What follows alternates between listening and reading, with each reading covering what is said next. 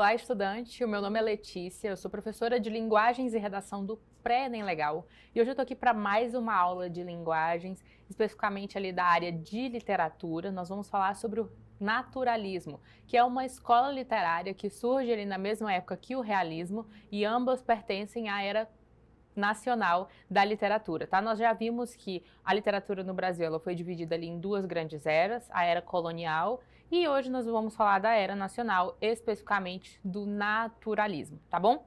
Então, o naturalismo foi um movimento artístico e cultural que se manifestou em áreas como a literatura, o teatro e as artes visuais, tendo como traços marcantes a busca pela objetividade, a impessoalidade e a representação fiel da realidade. Em contraste com o romantismo, caracterizado pelo idealismo, a subjetividade e pela tendência à evasão da realidade, o naturalismo adotou uma postura voltada ao rigor científico e à observação objetiva. Então, o naturalismo ele está ali na mesma época que o realismo, tá bom? E para muitos estudiosos, o naturalismo ele é o realismo mais radical.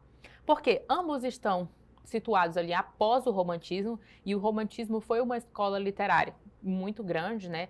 Teve ali a poesia e prosa, mas eles tinham um objetivo em comum, que era a idealização da realidade, a idealização do amor. Então, as figuras que apareciam ali no romantismo, nos textos românticos, eram figuras que apareciam de maneira muito ideal, até com um certo glamour, né? Até a dor, pessoal, dentro do romantismo, o sofrimento, ele é tratado de forma bonita, de forma idealizada. No romantismo, nós não temos, por exemplo, questões sociais sendo tratadas nos textos. Isso começa no realismo e também são tratadas ali no naturalismo. Por isso que o naturalismo, para algumas pessoas, seria o realismo mais radical, porque nós temos, de maneira muito enfatizada, as questões sociais, né, temas relacionados a personalidade das pessoas e como as pessoas elas erram, né, ali na vida, mas é de maneira mais radical mesmo, de maneira mais incisiva, tá bom?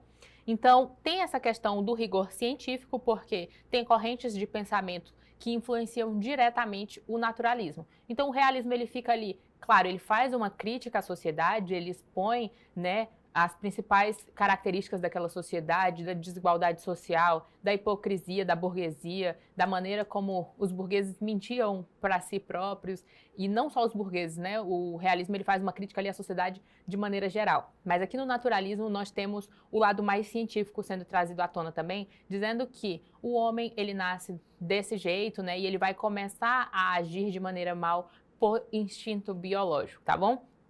Então, nós temos o naturalismo sendo fortemente influenciado por correntes de pensamento como o determinismo, o darwinismo e o cientificismo. O movimento defendia que os comportamentos humanos eram condicionados por fatores biológicos, sociais e ambientais, sempre passíveis de explicação racional. Então, aqui nós temos a valorização da razão e da ciência. E aí é importante vocês pensarem, justamente, né, nós pensarmos que não tem aqui tanto o tema religioso, né? O homem ele vai agir da maneira como ele age por instinto e não por uma questão religiosa ou por uma intervenção divina. Então, quais são essas correntes de pensamento que influenciam diretamente o naturalismo? O determinismo, né, que é uma corrente que defende que todos os acontecimentos, inclusive as ações humanas, são determinados por causas anteriores, negando a existência do livre-arbítrio, né? As pessoas agem como elas agem em decorrência da história delas, por exemplo. O darwinismo defende que as espécies se transformam ao longo do tempo por um processo natural, né? Por um processo de evolução, sem uma intervenção divina. Então, a teoria do darwinismo, né, do evolucionismo, vai falar ali que os humanos eles evoluíram de um ancestral em comum com os macacos, por exemplo, e aí naquela época isso era muito polêmico, né, justamente porque a igreja ainda era muito forte ali para a sociedade. Então a teoria do criacionismo, por exemplo, que é a teoria defendida pela igreja, ela estava ali sendo contestada justamente pela teoria da evolução do Darwin, né? Além disso, temos a corrente de pensamento do cientificismo, que defende a ciência empírica como a principal forma de conhecimento, baseada na observação e na experimentação, rejeitando explicações metafísicas ou religiosas. Então, em ambas as correntes de pensamento aqui, nós temos a ideia de defender primeiro a razão e os conhecimentos científicos em virtude da religiosidade, né? Então aqui são mais valorizados aspectos relacionados aos conhecimentos científicos e à razão, à racionalidade, tá bom? Então, os artistas naturalistas buscavam retratar os fatos de maneira neutra, evitando interpretações subjetivas. O ser humano passou a ser visto como um resultado de influências externas, quase como um organismo condicionado pelo meio em que vive. Nesse contexto, a produção artística assumiu um caráter de denúncia social, abordando temas como a miséria, as desigualdades, os conflitos de poder e diversas problemáticas sociais. Isso não só na literatura, né? Eu gosto muito de nas aulas de literatura, trazer essa questão das artes visuais, para a gente entender como que isso funcionava nas artes visuais também, porque é interessante ver de maneira ilustrada como que o movimento, né, a escola literária, ela se manifesta ali nas diferentes artes. Então nós temos uma pintura que é intitulada A Mendiga, do pintor realista naturalista Almeida Júnior, tá?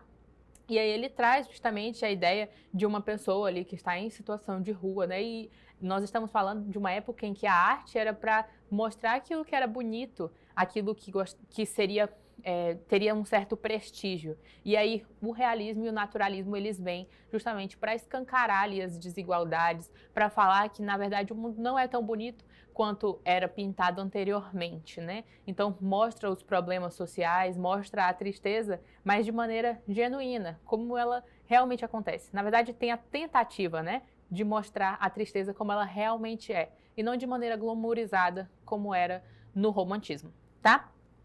Então, o contexto histórico do naturalismo, ele surge na Europa no século XIX, tendo como um de seus principais marcos a publicação de A Origem das Espécies, do Charles Darwin. A obra causou um impacto ao contestar o criacionismo, como eu já falei anteriormente, defendendo que o ser humano é resultado de um processo de evolução e não de criação, por exemplo. A expansão do capitalismo e maior fortalecimento da burguesia, que passa a concentrar mais poder. Então, eu já falei anteriormente também em uma aula sobre o realismo, mas é importante mencionar aqui que, como eles estão no mesmo contexto, né, a gente está falando praticamente da mesma coisa, só que os autores eles falam de maneiras diferentes, né? Então, aqui no naturalismo nós temos um posicionamento mais radical. E aí, com a expansão do capitalismo, com a expansão dos avanços tecnológicos, nós temos também problemas que são que acometem ali a sociedade, né, em virtude disso. Como, por exemplo, as desigualdades sociais, problemas urbanos, de saneamento básico, de exploração da classe trabalhadora, tudo isso vai aparecer nos textos, tá bom? Então, nós temos o crescimento das desigualdades sociais, com a intensificação da exploração da classe trabalhadora e jornadas extensas. O movimento artístico também passou a sofrer influência das ideias socialistas, que se fortaleciam com as reivindicações por direitos dos trabalhadores após a Revolução Industrial. Aqui no Brasil, o naturalismo tem início em 1881, com a publicação de O Mulato, de Aloysio de Azevedo. Em Portugal, o movimento se consolida a partir de 1875, com o romance O Crime do Padre Amaro, de Eça de Queiroz. O realismo e o naturalismo buscam retratar a realidade e criticar contradições sociais. Porém, o naturalismo se destaca por uma abordagem mais direta e por enfatizar os aspectos instintivos e animalizados dos personagens. Então, é daqui a importância de entender, por exemplo, as características de cada escola literária, né? Porque, enquanto no realismo a gente tem, claro, ali a influência, né, a crítica da sociedade, e tem uma certa influência da ciência, né? Porque não traz ali a ideia da religiosidade. Aqui no naturalismo nós temos isso de maneira muito mais brusca, né? De maneira mais determinada mesmo dentro dos textos. Então, aqui nós temos a ciência imperando em praticamente toda a literatura, né? Ele vai falar que os homens eles agem dessa maneira por instinto, por questão biológica, e aí nós estamos falando de uma época também da escravidão, né? E o discurso ele é distorcido ali de certa maneira a partir da ciência para falar que tem uma certa população que deve sim ser escravizada justamente por causa de fatores biológicos, tá bom? Mas isso também é trazido à tona nos textos de maneira irônica, tá? A fim de fazer uma crítica além não só de, por exemplo, justificar esse discurso. Na verdade, é feita uma crítica a respeito de como que a sociedade lidava com isso na época, tá? Porque era um discurso que era fomentado na própria sociedade. Então, é importante mencionar por causa do contexto histórico. Bom, as principais características são a intensificação das propostas realistas, né, como eu já mencionei anteriormente, a rejeição dos valores do romantismo, daquela idealização e do prestígio que a burguesia tinha ali no romantismo, a influência do cientificismo e do determinismo, a presença do positivismo e do darwinismo, que são correntes de pensamento que eu já mencionei anteriormente, que influenciaram muito essa escola literária. Linguagem simples, direta e próxima do cotidiano. Descrições detalhadas e precisas. Então aqui no realismo a gente já tinha essa questão da descrição, mas aqui nós temos muito mais, tá bom? A concepção do homem como resultado de mecanismos naturais, a abordagem de questões sociais, muitas vezes polêmicas e sombrias. Personagens marcados por desequilíbrios e doenças, presença da sensualidade e erotização, que não era tão comum na época, tá? Porque no romantismo a gente tem a ideia do amor ali, mas é de maneira muito idealizada e muito bonitinha, não se tratava desses temas nos textos românticos. A busca por objetividade com envolvimento crítico e a interpretação dos fatos a partir das leis da natureza. E aí um dos principais nomes do naturalismo no Brasil é o Aloysio de Azevedo. Então, o romance O Mulato, de Aloysio de Azevedo, publicado em 1881, é considerado a principal obra naturalista no Brasil. Na narrativa, o olhar científico se volta para a questão racial. Raimundo, protagonista da história, é filho de um fazendeiro com uma escrava. Após estudar em Portugal, ele retorna ao Brasil e se apaixona por sua prima, Ana Rosa. Mas o casamento é impedido pelo tio devido à origem racial, o que evidencia a ideia de destino condicionado. E aí, uma outra obra também conhecida desse autor é a obra O Cortiço. Então a gente tem a ideia das questões raciais sendo tratadas nos textos, mas também tem muita ideia de questões sociais, tá bom? Então, nesse romance, os princípios do naturalismo aparecem na construção das personagens que vivem no cortiço, apresentado como um ambiente que influencia e molda o comportamento humano. E aí, pessoal, para alguns estudiosos, o próprio cortiço, que é o ambiente onde a história acontece, ele é tão bem descrito.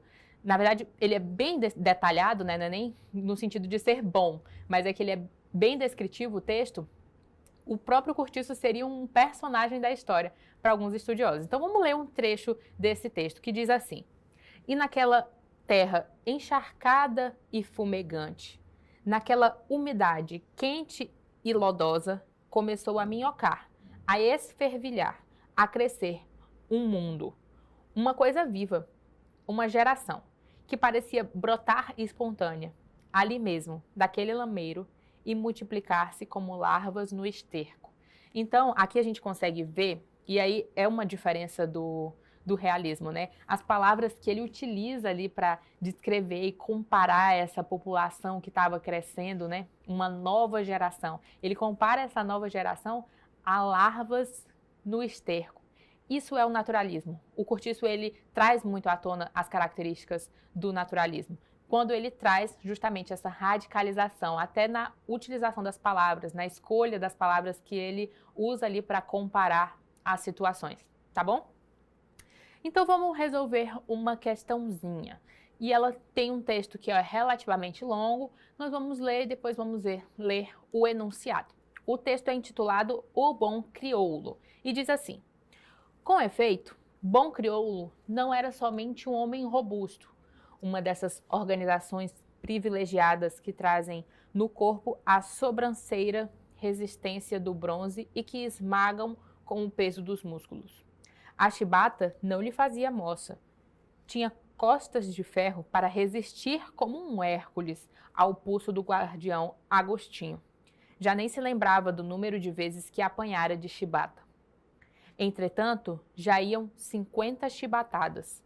Ninguém lhe ouvira um gemido, nem percebera uma contorção, um gesto qualquer de dor. Viam-se unicamente, naquele costão negro, as marcas do jumbo, umas sobre as outras, entrecruzando-se como uma grande teia de aranha, roxas e latejantes, cortando a pele em todos os sentidos. Marinheiros e oficiais, num silêncio concentrado, alongavam o olhar, cheios de interesse a cada golpe. 150!